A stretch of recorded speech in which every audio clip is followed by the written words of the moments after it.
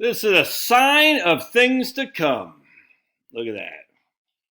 Can you see that? Out of order. So every morning I go to a Panera or Dunkin' Donuts or Starbucks, whatever the situation dictates, so I can do my writing because I don't get work done here because of knuckleheads like here. Distraction. A lot of distraction with snacks right there in the fridge. I got tons of stuff to read, which I like to read. This is about Einstein and Albert in relativity land. I got tons of I just get distracted. I like to go outside, and I just get distracted. So what I do is I go to Dunkin' Donuts, Starbucks, or Panera, and I get a cup of coffee, and I just start typing it out. It's freaking fantastic. It's a great way to be productive and efficient with my time. In the old days, like yesterday, Panera was kind of like an a hipster. It's like kind of upper elite. I don't want to say elite, but you got like McDonald's, you got Chick-fil-A. All right, everybody knows McDonald's is going to be kind of just not that bright, not that clean. The staff sometimes can be kind of gruff. And if you work at McDonald's, look, there's McDonald's that Chloe and I went to in Clay Elam or something like that, Washington State. Those freaking guys are awesome, incredibly friendly. But generally speaking, at least down here in the South, if you go to McDonald's, it's just not that clean. There's not cockroaches, but Chick-fil-A, they can be the people working there are always attractive. They're always smiling. And it's clean and stuff. It's just different. Panera Bread was always like that, man. It's kind of like the difference between like Walmart and Target. My wife went to Target today. She goes, it's just Walmart. It's just depressing going in, even though the prices, it wasn't like that all the time for Walmart. But anyway, the issue is Panera used to be like that. It used to be like the Target, used to be like the Starbucks, used to be like the Chick-fil-A. And so I've been going to Panera because I can get refills, and I like it. I like their coffee more often than not. Lately, it's not been that good. And for the last week, you've seen this. The urinal's out of order. At least, and I just started going to Panera a week ago, so it might even be longer. Because when I go to Dunkin' Donuts, I get a donut. I'm trying to watch my carbs, my sugar intake, so I'd like to lose a couple pounds. But anyway, so Panera, just go and you can get refills right there, which is pretty cool. But since I've been going there, that toilet, the urinal's been out of order. All right, and I think, and so they have one place, the pot where you sit on the pot to go to the bathroom or whatever, and that's fine, but the fact it's been out of order. You're telling me Panera can't pay somebody to come fix their freaking urinal? Or is it they can't get somebody to come do it? You see what I'm saying? Because a supposedly an elite, it's not, there's a word I'm looking for, upper class, upper crust, something like that. Restaurant to have his urinal out of order for going on at least a week, it doesn't put a good feeling in one to say, oh, this place is well kept or well kempt. It doesn't. It's like, ugh, you know what I'm saying? And it reminds me of the Russian plumber. Let me check this out. You ready? So here we go. In Soviet Russia, a man goes to buy a car. He goes up to the owner and asks for a car, to which the owner responds, there's a 10-year waiting period. The man says, yeah, that's okay. And after some time, he then agreed to buy a car. So he pays for the car in advance, and just before he leaves the room, he asks the owner, can I pick up the car in the morning or in the afternoon? And the owner's like, dude, it's 10 years away. What does it matter? He goes, oh, because a plumber is coming in the morning 10 years from now. You see what I'm saying? Because no one's going to do the work. I was listening to this guy today on YouTube. He's like, we have massive unemployment, massive this, massive that. I no, there won't be massive that. It's freaking idiotic to say that. It's not going to be massive unemployment. It's massive need for employment, i.e., I want to pay someone to fix my sink, but he's not coming out because the fewer and fewer people that have the skill set to do this are tied up with other contracts that they have. The fact that Panera Bread can't fix their stupid urinal in a very upper elite, one of the richest cities in the state of Georgia, right off 400 in Alpharetta, It's a hugely busy, hugely affluent, upper affluent area. The fact they can't fix their urinal. Yeah, it looks bad on Panera, but I guarantee there's more than what meets the eye. They probably can't find someone to come out and do the job. And you can say, "Well, I'll pay you more and more and more." That's fine. That's where frankly, that's some inflation because of inflation for your services. Like, yeah, I'm the only guy in town. You're going to pay me more. I got no qualm with that. That's capitalism, baby. You have a service that people need, and you're in high demand. You charge them a higher rate for the service. I got no qualm with that. But this is going to come. It's going to be like Soviet Russia. There just isn't enough people willing and able to do the work. Well, check this out.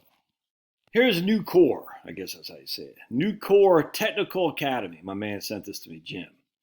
Get paid to earn your associate's degree and land a job. Yes, you read that right. They will pay you to land successful Nucor careers by providing full scholarship for tuition and housing for motivated, qualified candidates who get paid to go to class. Tuition and fees are completely covered by the program. Housing is provided in Tuscaloosa, Alabama. So you got the University of Alabama right there. So you get to see all the hot Southern girls. Woohoo! They provide travel expenses back and forth to your home. Students are paid for their time in class and for on-the-job training. Graduates have the opportunity to become part of the Nucor team with competitive pay and benefits. You'll be paid $12 an hour once you start. Upon arrival, at the beginning of your initial spring semester, they'll increase to $14 an hour. Based on work and academic performance, it could increase to $16. And I think they even said benefits too. Maybe not. But anyway, they got, I don't know about benefits.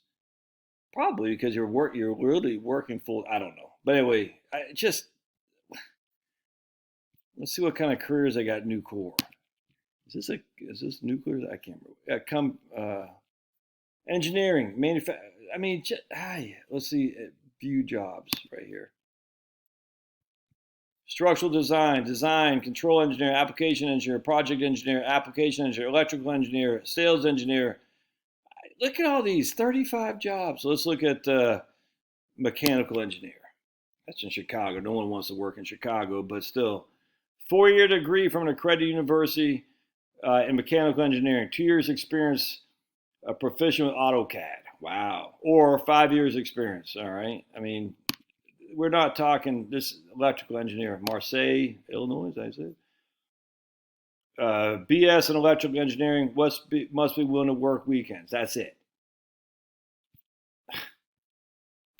That's it. You have electrical engineering degree and be willing to work weekends. Let's see, sales engineer in Dallas, Tejas.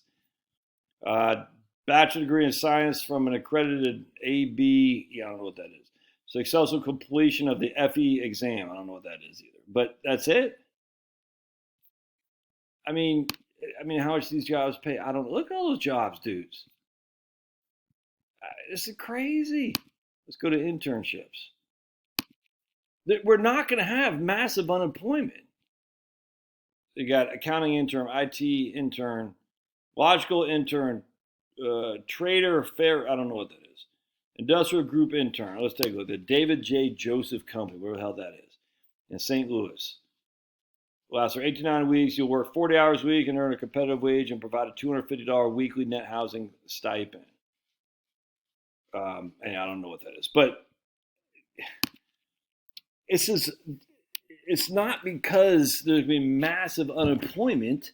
It's because there is massive lack of employees to do these jobs. Man, if you're a young man and you don't mind getting your hands dirty, I'm looking at my boys right now. Why? And my wife and I have this disagreement. It's like, why would they go to college? It doesn't make any sense. It doesn't make any sense to spend all kinds of money to go to college. In fact, if anything, it's a net negative nowadays.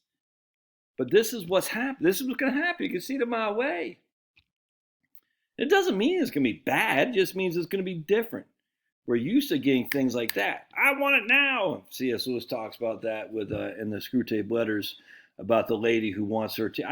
What's so hard to getting good service anymore? I just wanted my tea hot, and something else, and it's classic. Anyway, this is the shape of things to come. Just be prepared, man.